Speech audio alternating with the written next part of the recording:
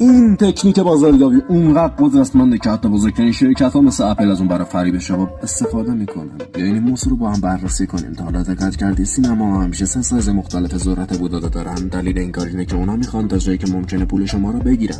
فرض کن سینما فقط 2 سایز ذرت بوداده داشت، یه سایز کوچیک به قیمت $2 و یه سایز بزرگ به قیمت $6.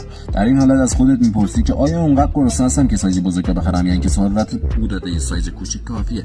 به احتمال زیاد سایز کوچیک رو انتخاب بکنی. اما تصور کن سینما 3 سایز ذرت بوداده داشت: کوچیک $3، متوسط $5 و بزرگ $6.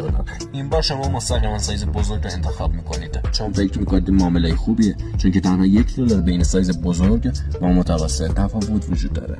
این ترفند بازاریابی اثر فریب نامیده میشه. در واقع سایز متوسط فقط یک فریب. حالا چطور اپل از این استفاده میکنه؟ به مدل های آیفون 14 $799، آیفون 14 پرو $999 و آیفون 14 پرو مکس $1999 نگاه کنید.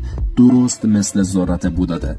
اگه افکار شما رو دنبال نمی‌کنی احتمالاً دیگه ما رو نمی‌بینی، ولی اگه دنبال می‌کنی به تبریک میگم.